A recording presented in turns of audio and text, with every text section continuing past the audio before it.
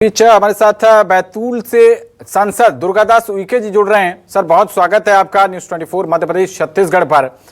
जो जनता ने आपको प्यार दिया है, बहुत शानदार नतीजे आपके सूबे ने आपकी पार्टी को दिए हैं। क्या लग रहा है, क्योंकि अभी पूर्ण बहुमत तो मिला नहीं है आपकी पार्टी को और लगातार अभी कवायद चल ही रही है, कैसा महसूस कर रहे हैं इस वक्त?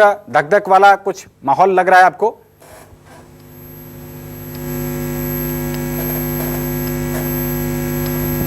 बड़ी सफलता और कुशलता के साथ में हमारी सरकार काम करेगी।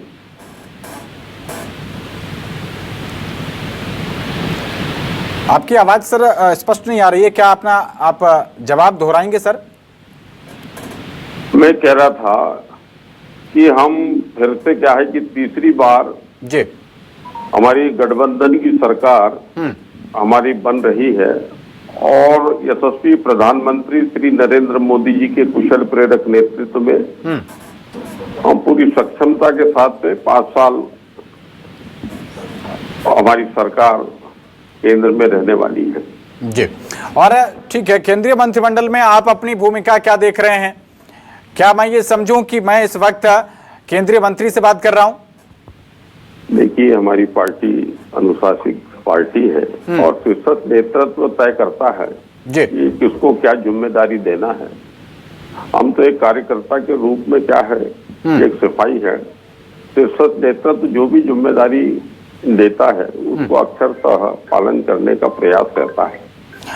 लेकिन दुर्गादास जी, इतना शानदार प्रदर्शन जब किसी सूबे से करके पार्टी पहुंचती है तो फिर केंद्रीय आलाकमान भी इस बात को लेकर उसके मन में भी होता है कि हाँ, यहाँ की जनता के उम्मीदों को उनको एक सम्मानित किया जाए जितना जैसा जनादेश दिया है।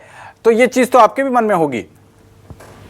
देखिए, मध्य प्रदेश के मन में मोदी और मोदी जी के मन में मध्य प्रदेश बसता है। आपने देखा कि हमारे केंद्र के 10 वर्षों का जो कार्यकाल यशस्वी प्रधानमंत्री जी का रहा है, उनकी सेवा, सुशासन और गरीब कल्याण की योजनाएं हमारे प्रदेश के एक एक कार्यकर्ता ने अंतिम व्यक्ति तक पहुंचाने में महती भूमिका निभाई। हम अपने योजनाओं के क्रियान्वयन में और लोगों को बताने में हम सफल हुए कि हमारी सरकार जनता के प्रति जवाबदेह है। और हमारे मध्य प्रदेश की सरकार ने भी हमारे यशस्वी मुख्यमंत्री जी, यशस्वी प्रदेश अध्यक्ष जी और पूरे हमारे संगठन ने तन मन धन को समर्पित करते हुए कार्य किया, जिसकी वजह से 29 की 29 सीटें भारतीय जनता पार्टी जीतने में सफल रही है। बिल्कुल, बहुत काबिले तारीफ और बहुत शानदार, इसमें कोई दो राय नहीं है। सभी 29 की 29 सीटें क्लीन स्वीप कर दिया। साथ ही छिंदवाड़ा, जो लगातार कहा जा रहा था कि अपराजेय गढ़ है, उसको आप लोगों ने भेज दिया। ये चमत्कार कैसे किया? देखिए, दीर्घावधि तक उनका कार्यकाल वहां पर रहा है और श्री कमलनाथ जी का कार्यकाल मुख्यमंत्री के रूप में भी प्रदेश में देखा है, क्षेत्र में देखा है। और उनके प्रति भी एक प्रकार से जनता जनार्दन में विश्वास का भाव था और श्री नरेंद्र मोदी जी के प्रति विश्वास व्यक्त करते हुए वहां की जनता ने सटीक और सही निर्णय लिया कि प्रदेश और केंद्र में 2 डबल इंजन की सरकार ही क्षेत्र में अच्छा विकास करा सकती है। जी। इसको ध्यान में रखते हुए वहां के जनता जनार्दन ने श्री कमलनाथ जी को निरस्त करते हुए, कांग्रेस को निरस्त करते हुए हमारे प्रत्याशी को, भाजपा के प्रत्याशी को विजयश्री उनको दिलाई है। मैं छिंदवाड़ा की जनता का मैं अभिनंदन करता हूं, उनके प्रति कृतज्ञता ज्ञापित करता हूं। लेकिन इतनी शानदार विजय हुई है दुर्गादास जी, मैं आपसे एक कठिन सवाल पूछ रहा हूं।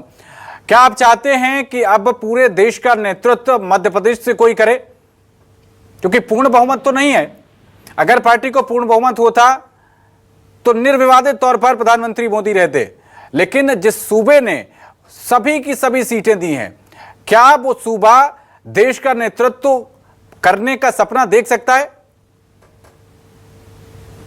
ये भारतीय जनता पार्टी एक अनुशासित दल है और भाजपा परिवार है। एक परिवार भाव के साथ में हम लोग सब काम करते हैं।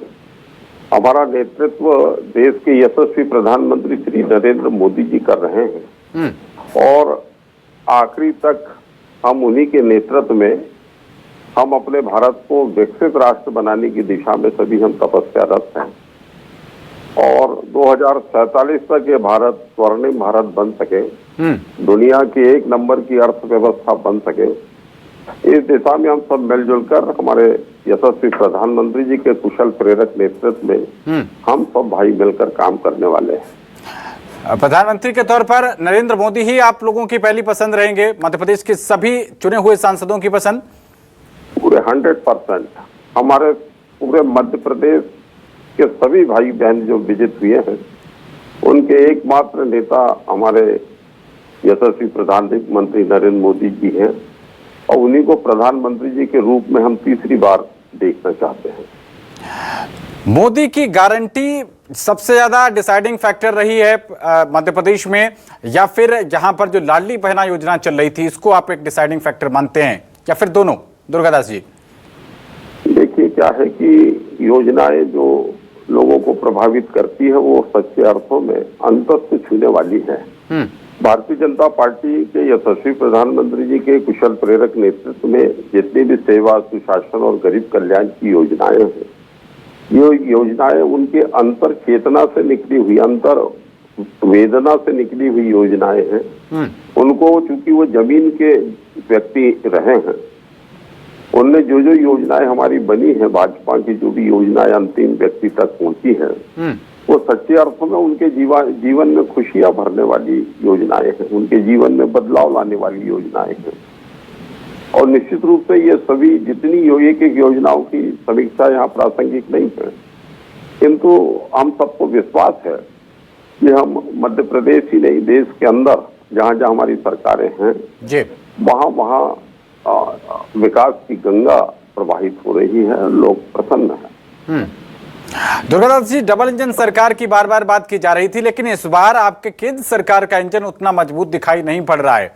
क्या आपको लगता है कि बीते दिनों में जिस ढंग से आप लोगों को सपोर्ट मिला, उतनी ही मजबूती से सपोर्ट आगे भी मिलता रहेगा?